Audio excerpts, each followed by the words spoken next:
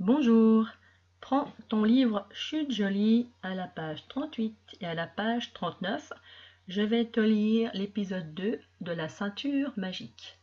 Alors, avant de commencer la lecture, on va regarder les illustrations. Alors, sur la page de gauche, sur la page 38, on voit les trois frères. Celui qui pleure, eh bien, c'est Petit Jean. On le reconnaît à son écharpe jaune. Celui de droite, il lui tend un sac. Eh bien, c'est l'aîné qui lui donne son sac d'or. Et celui qui se tient à sa gauche, c'est donc le cadet. Alors, Petit Jean, eh bien, il pleure parce qu'il a honte d'avoir perdu son héritage.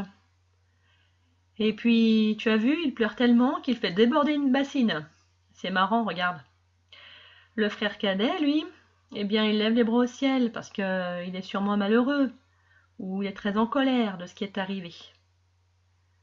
Sur la page 39, à droite, on voit la maison des trois frères.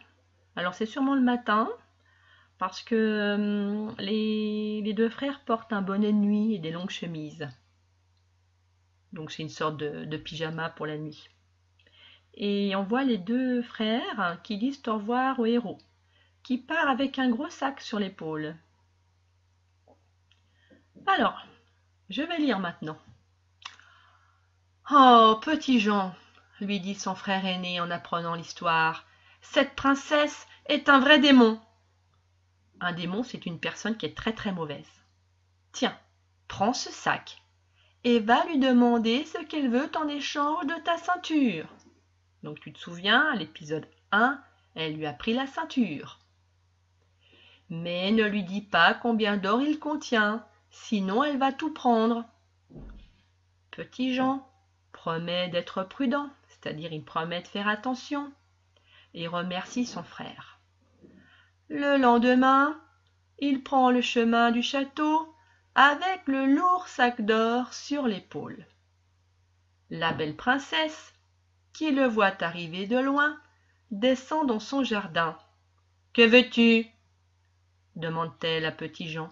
« Je suis venue vous offrir un sac d'or en échange de ma ceinture. » « Ne fais pas l'idiot » rétorque la princesse. C'est-à-dire que rétorquer, elle lui répond vivement. « Comment pourrais-tu posséder une telle fortune, c'est-à-dire une telle richesse, autant d'argent? Fais-moi voir ce sac. » Elle l'ouvre, voit les pièces d'or et vite tend le sac à son valet.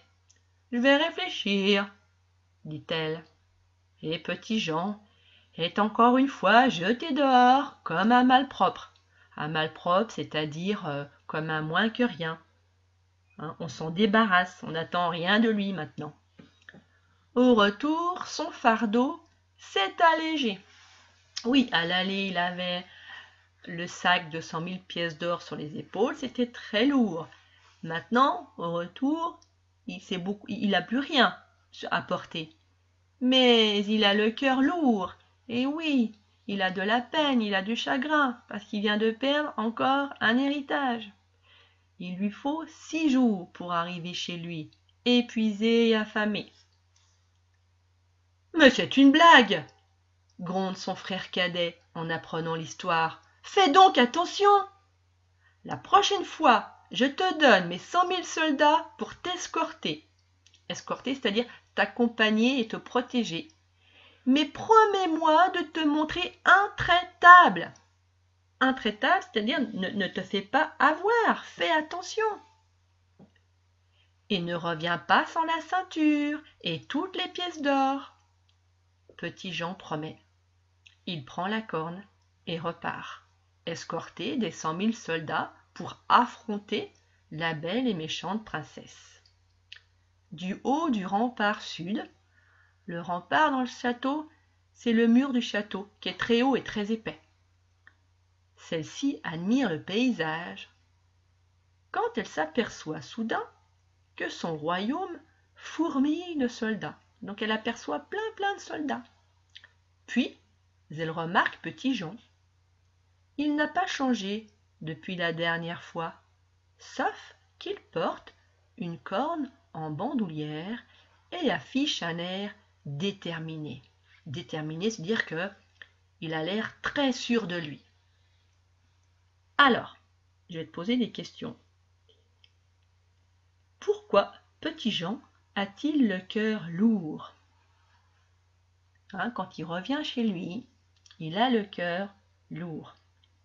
Eh bien, parce qu'il n'a pas pu récupérer sa ceinture magique, mais aussi il a perdu l'héritage de son frère aîné, le sac de 100 000 pièces d'or, alors qu'il avait promis d'être prudent.